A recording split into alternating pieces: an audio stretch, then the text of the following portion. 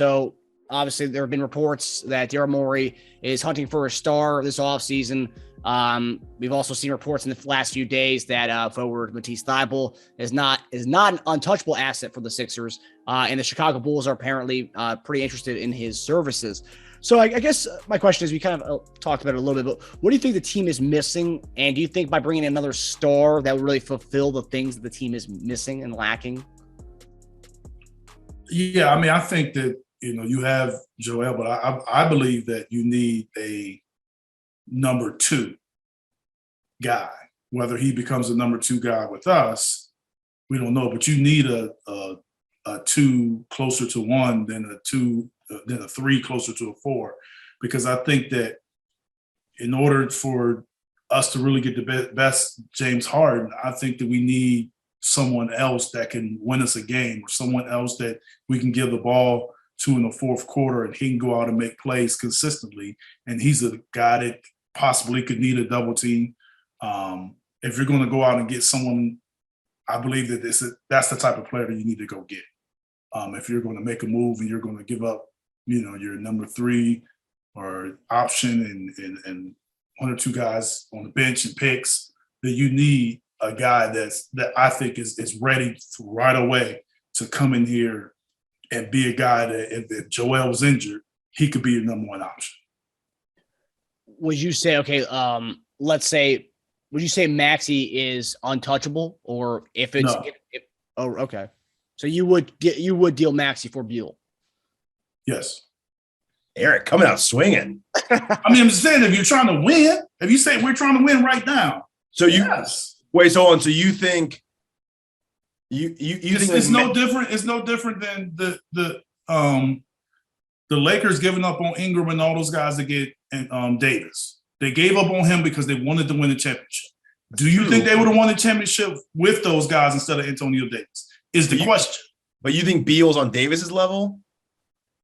At the time. No, I'm just saying at the time, I don't think he's at that level, but I think he's at the level of the role that he could play. He could fulfill that role that I'm speaking about with us.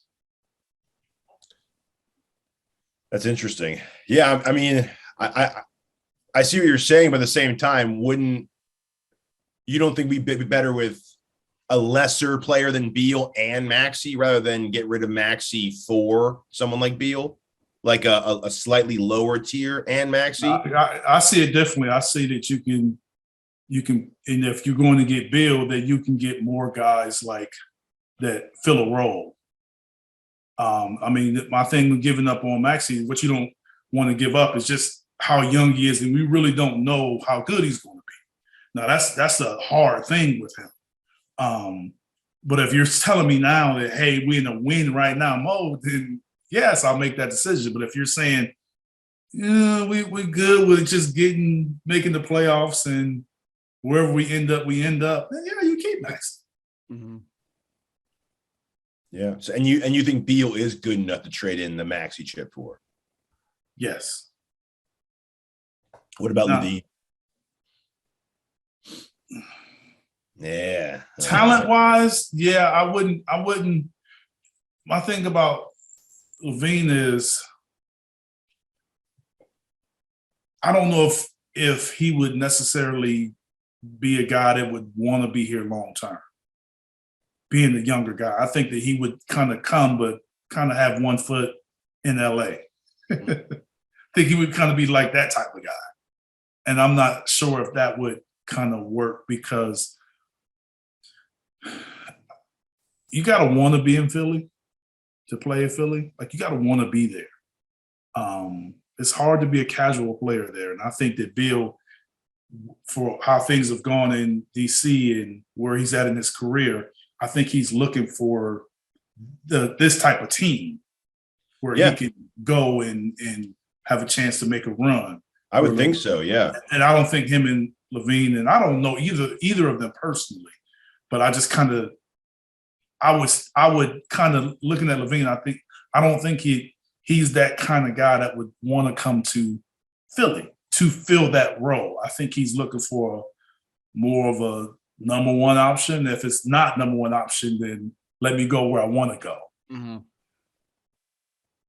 So you think maybe LaVine's too young to say, okay, I'm gonna get rid of 3 to 4 points a game in order to win, get more games. Yes.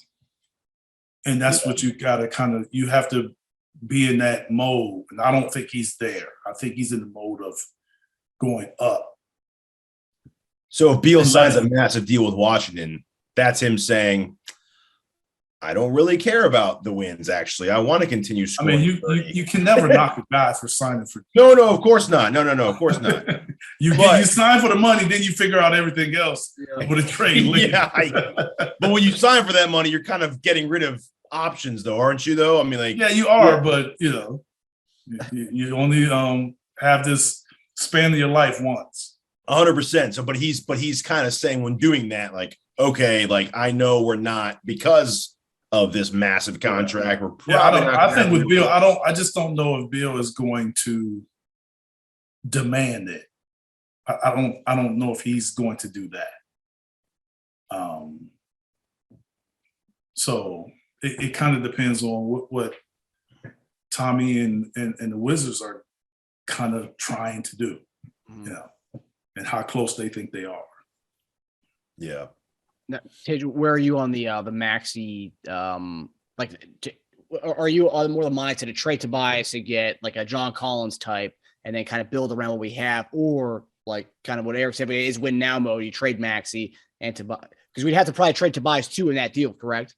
Which one? The Beal one? If we were to trade Maxey, yeah, because he's such a bit. You need that contract to bring back contracts. Gotcha. But yeah, if they did a Collins type deal, they'd be doing that to try to save money. I would assume they try to get James to sign for less money, and then they'd have like 20, 25 more million to play with and be like, okay, we could try to get this guy or sign a couple of like 10, $12 million players to fill in the holes we have. Yeah, it all depends. I mean, it depends if Morey's always been I'm going to get the best player possible and figure the rest out later guy. I remember when they had all their stacked Houston teams, they were offering like 6 picks to Minnesota for Butler. Like they were dying to get Butler on that team. Because I don't think he cares about we'll figure it out. He knows he'll get veteran min players eventually who will want to win. But let me just get the best 5 on the court. So I think if there's a player to go after and to maximize, I think he will try. Austin Krell brought up a good point recently.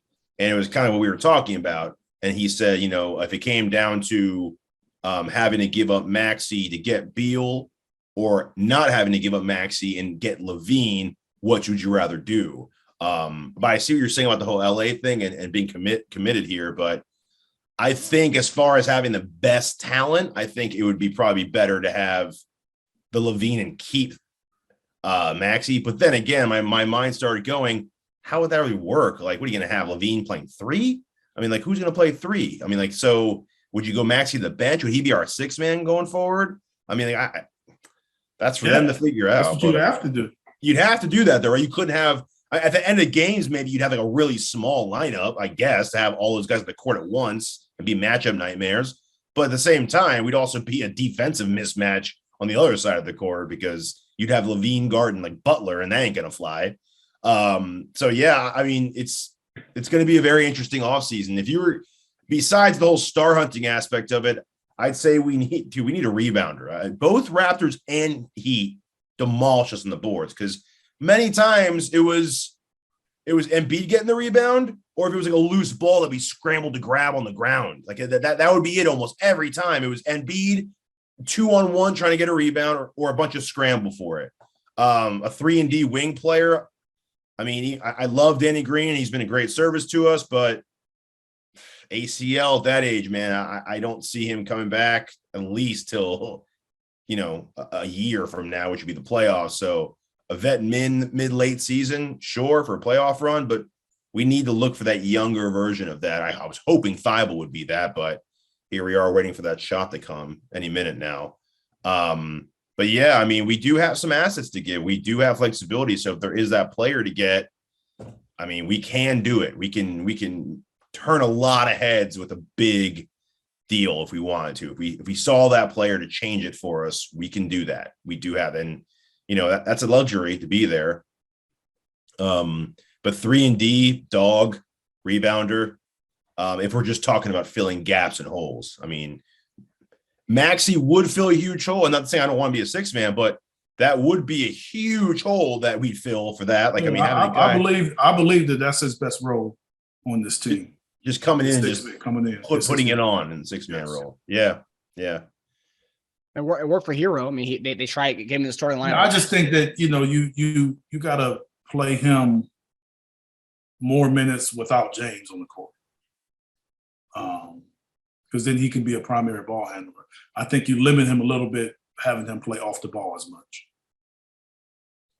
Yeah. He is becoming a great catch and shoot player, though. That's cool. I mean, if he wasn't doing that, he wouldn't be averaging near what he's averaging now. But so that can keep going. That's great too. But yeah, I think you're right. Then I think you'd be looking at what? LaVine, Harden, find your stretch 3 or find your 3-and-D, and then find your just. Thibault should be that guy. I know. I mean, he's perfect for that role. They just, go work on corner threes.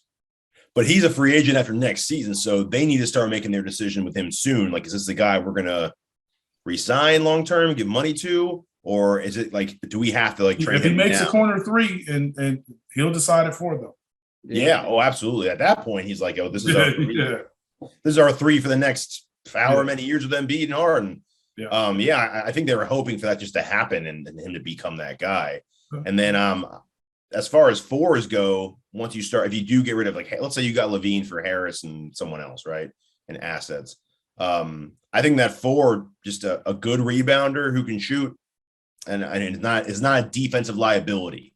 I think that would be my ideal. I mean, I know Marcus Morris is obviously our top of a wish list, but more realistically, I'm a huge JaMychal Green fan. I like JaMychal Green.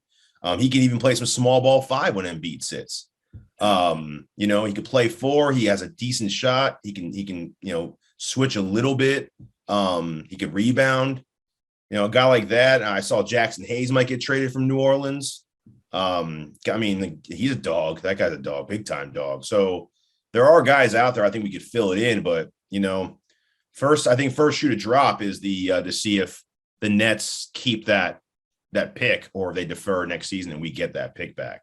That's the first thing to start. Once we see that happen, then I think we can start to make plans with what we want to do, for this season and next. Do you think Paul Reed can be that 4?